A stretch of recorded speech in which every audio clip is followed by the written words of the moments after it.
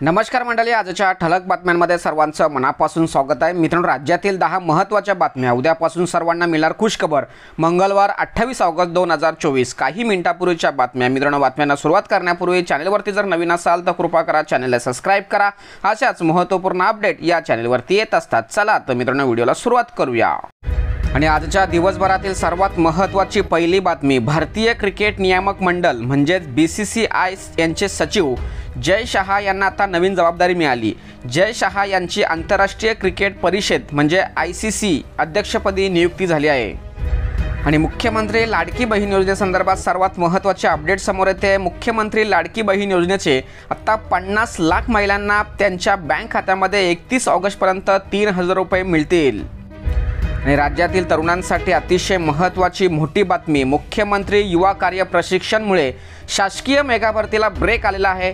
10 लाख तरुणांना प्रशिक्षणातून विद्यावेतन, योजनादूत म्हणून 50,000 तात्पुरती संधी। आणि पुणे जिल्ह्यातून सर्वात महत्त्वाची मोठी बातमी समोर येते। पुणे आंतरराष्ट्रीय विमानतळाला तुकाराम महाराज यांचं नाव द्यावं, मोहोळ यांचे सरकारकडे प्रस्ताव। आणि यानंतरची दिवसभरातील सर्वात महत्त्वाची बातमी, सिंधुदुर्ग जिल्ह्यातील राजकोट किल्ल्यावरील शिवरायांचा पुतळा कोसळला।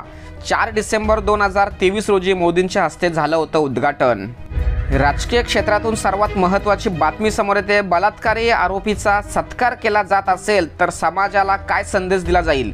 एकीकडे पंतप्रधान मोदींना युक्रेनला जायला वेळ आहे, मात्र मणिपूरमध्ये जायला वेळ नाही। महिला अत्याचारावरून खासदार प्रणिती शिंदे कडाडल्या। आणि राज्यातील सर्व आस्थापनांच्या शाळांसाठी अतिशय महत्त्वाची माहिती, शाळेमध्ये आता नवीन नियम आला। राज्यातील सर्व शाळांमध्ये CCTV प्रमाणे पॅनिक बटन बसवले जाणार, शिक्षणमंत्र्यांची दिली माहिती। आणि कृषी विभागामधून सर्वात महत्त्वाची मोठी बातमी समोर येते। कृषी सेवेच्या 258 जागांसाठी परीक्षेचा मार्ग मोकळा, राज्य सरकारकडून नवा शासन आदेश जाहीर। आणि परदेशामध्ये काम करण्याची इच्छा असणाऱ्या तरुणांसाठी अतिशय महत्त्वाची मोठी बातमी, आता जर्मनीमध्ये रोजगार मिळणार। मुंबईतील 15 केंद्रावर घेता येईल जर्मन भाषेचे प्रशिक्षण। आणि महाराष्ट्रासाठी गौरवास्पद असलेली बातमी समोर येते। महाराष्ट्रातील मैथया बेडके आणि सागर बागड्यांना राष्ट्रीय शिक्षण पुरस्कार जाहीर, दिल्लीमध्ये होणार गौरव।